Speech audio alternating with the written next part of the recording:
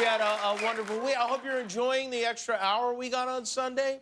I had fun with the hour. I used it to spend some time. I actually used my extra hour to reset all the clocks in my house. It's so much fun.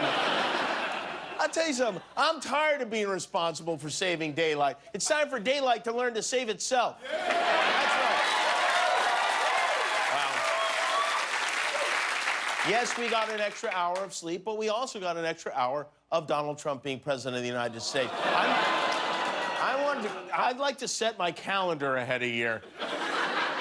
As of today, it's 1 year away. We're one day short of a year from the next presidential election. Interesting fact, at this point in 2015, a year ahead of the election, you know who the Republican frontrunner was? For real. Dr. Ben Carson was the... And then he woke up and it was all just a dream, and then he went back to sleep. But at the White House today, the president played host to the World Series champion Washington Nationals. It was a little bit confusing. He was under the impression he was hosting white nationalists, not the Nationals. And oh, it's a baseball team. That's nice. As players have been known to do, the Nationals brought the president a jersey, but not the usual jersey. The players went with something practical instead. You can see...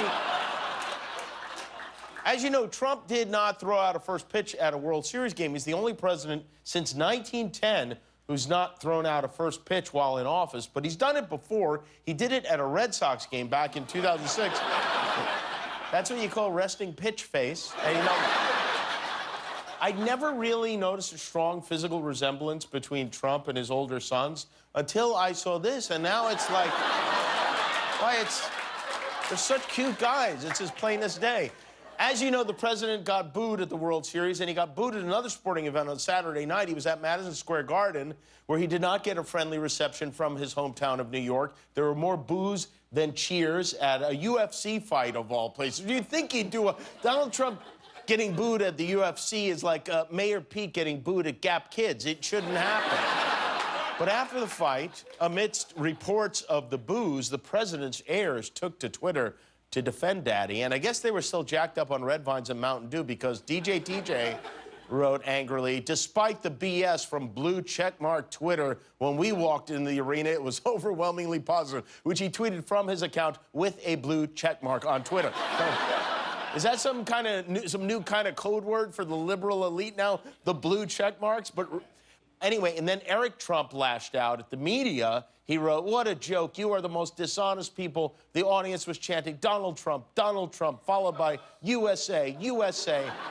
Dana White said it was the greatest entrance he has seen into a UFC. "I can't wait until we win again in 2020 to further embarrass," spelled wrong, "your profession." Hashtag fake news. Nothing sums up Eric Trump like misspelling the word embarrass. How does he misspell a word he's seen on every birthday card since he was 5 years old?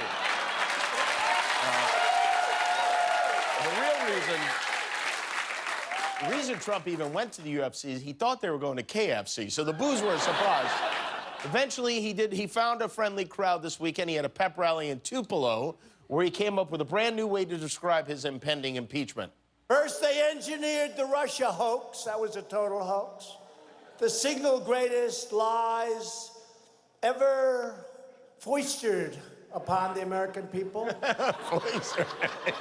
Like a drunken thesaurus.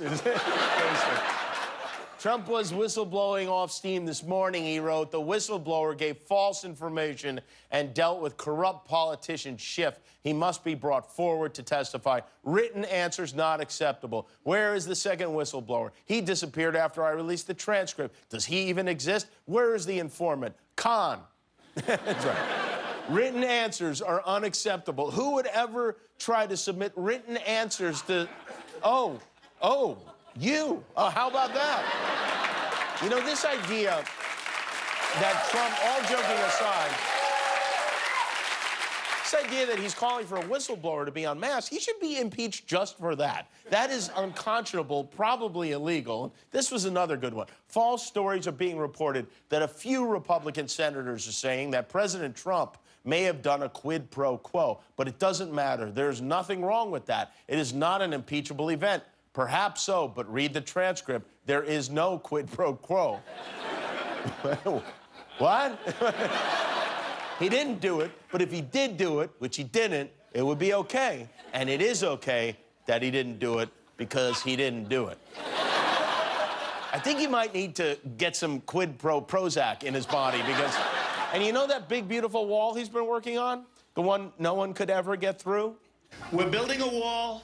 It's going to be a wall that is not... Nobody's going through my wall. Trump builds walls, I build walls. People will not be able to get through that wall very easily. This is something that you can't cut through. You can't use welders to cut it. You can't cut it down. It's the real deal. An unbreakable barrier. Virtually impenetrable. It's going to be impenetrable. Impenetrable. Well, apparently, smugglers in Mexico have been sawing right through the wall with a $99 saw. Haven't heard that. We have a very powerful wall, but no matter how powerful, you can cut through anything, in all fairness. But we have a lot of people watching. You know, cutting is one thing, but it's easily fixed. One of the reasons we did it the way we did it, it's very easily fixed. You put the chunk back in. But we have a very powerful wall, but you can cut through any wall. Right. This is why we shouldn't have built it in the first place. They cut through it using a saw you can find at any hardware store. He spent the last 4 years saying he's going to build a wall nobody would be able to penetrate. The minute they cut through it, he's like, well, yeah, if you buy a saw, of course you're going to be able to. I have to say, it's hard to... Only Donnie Wahlberg would be dumb enough to bet his border strategy on Mexicans having never been to a Home Depot. It really is amazing. One candidate Donald Trump will not face in 2020 is Beto O'Rourke, who ended his presidential campaign over the weekend. Apparently, his base of adults who still skateboard just wasn't big enough.